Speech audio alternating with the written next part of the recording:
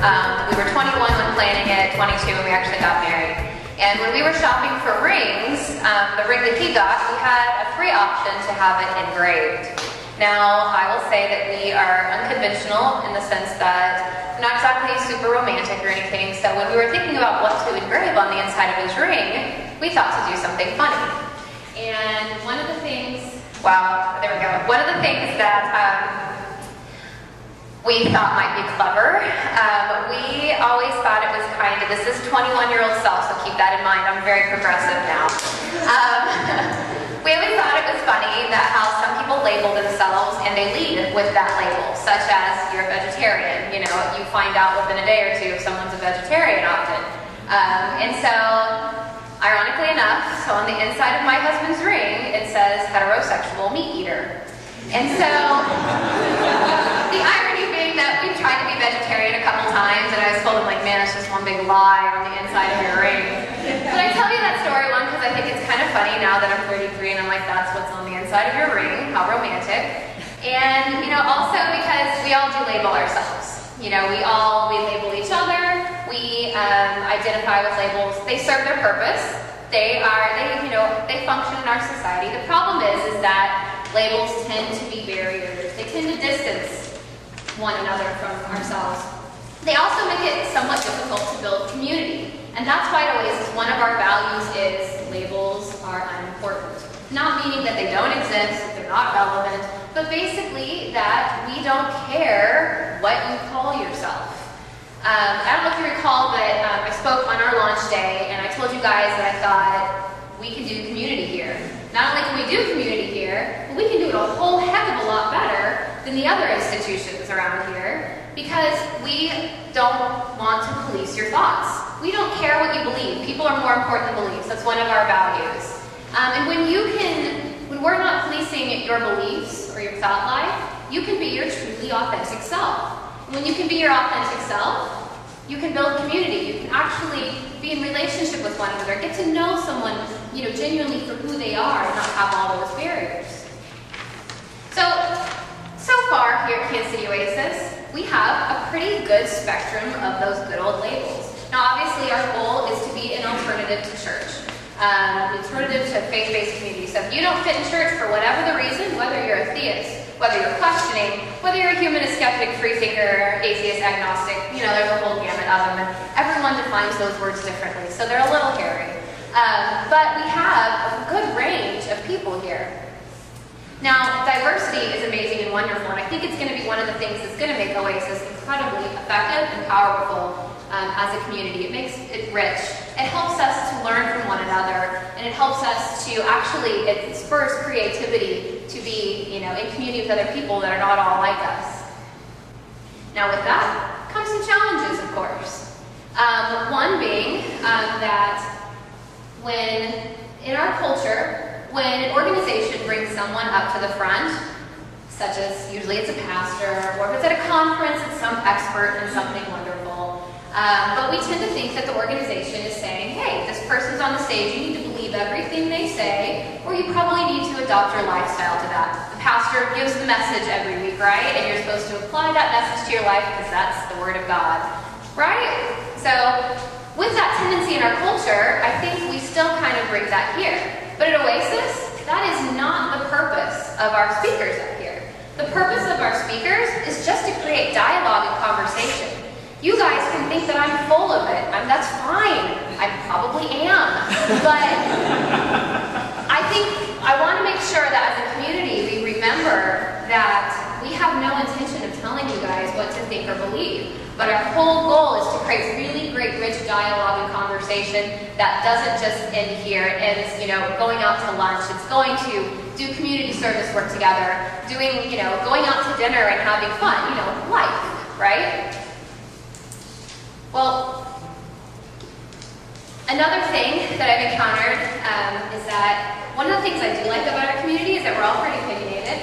I get feedback very easily, and honestly, I want that, because if I don't know as the leader of this what you guys are thinking or what you're experiencing, then we can't shape this to be this really great, you know, culture of secular community.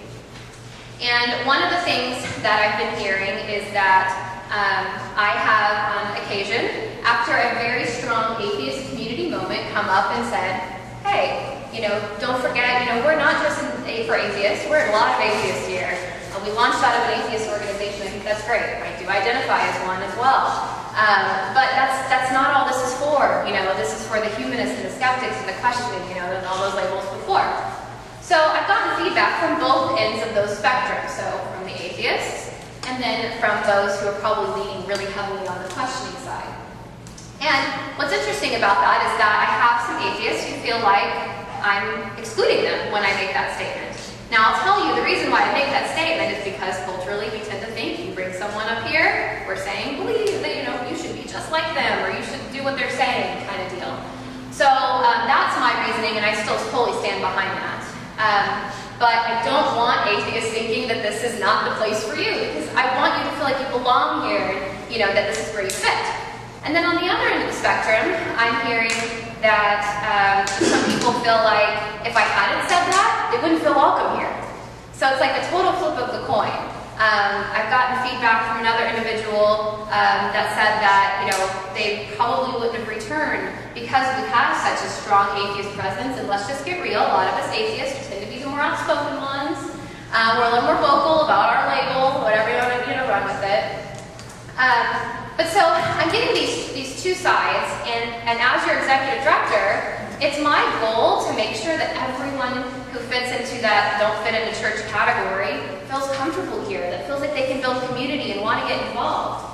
And so that's where I want to propose the question to you. How do we develop a community with people who are on one side of the spectrum, who may still be questioning God's existence or whatever faith, stuff, and then the atheists as well? What does that look like? This has been something that I've really been wrestling for the past couple weeks. I want to know, what does that look like, and then how do we, create this community that has that really great diversity that can be celebrated?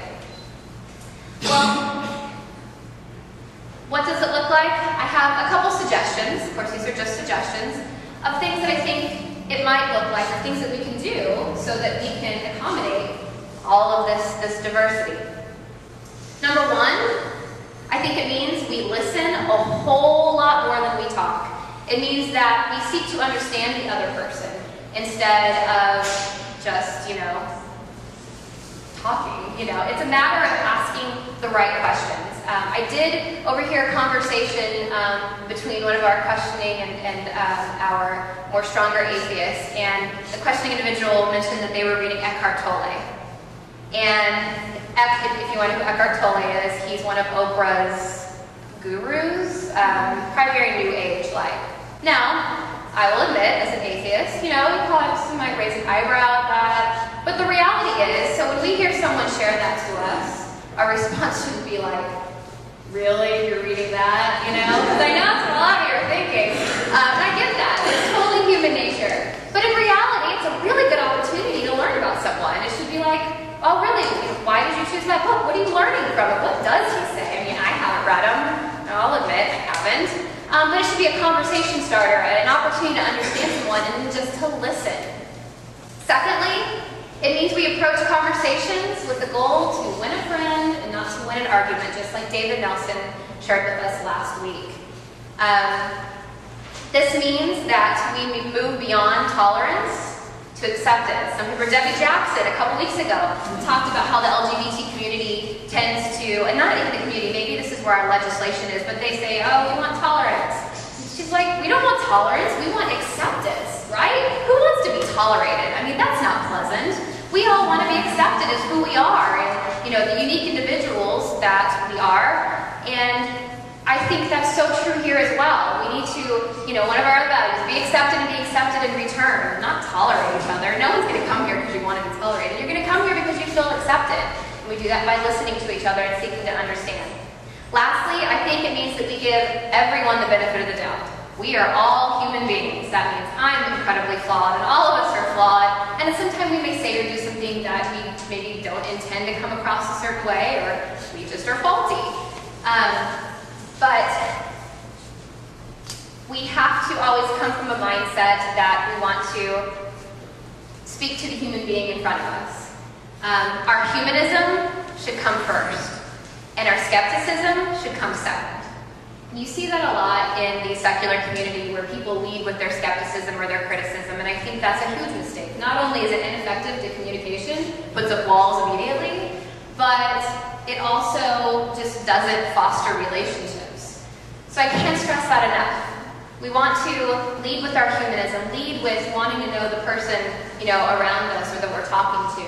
And then, we can all be our good old skeptics, and we all are skeptics here. I am one too. But we should always, always, always lead with humanism and skepticism second. So no matter what label you have here today, and I'm sure it'll change too. 6 years ago I identified as a Christian, it's true.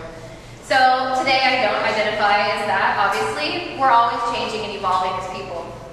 But I challenge you today to be intentional about listening to the human beings around you. Find out what makes people tick. Find out what makes them excited, what hope they have. Accept them for who they are, wherever they're at on their journey, whether it's because they're reading Eckhart Tolle or Richard Dawkins. Accept them no matter what. Also, give people the benefit of the doubt. Lead with humanism, skepticism second. So, most importantly, let's make this place a really true safe place. An oasis is meant to be a place of rest, a place where we can connect and be rejuvenated for the rest of the week, right? So let's make this place a literal oasis. This is our opportunity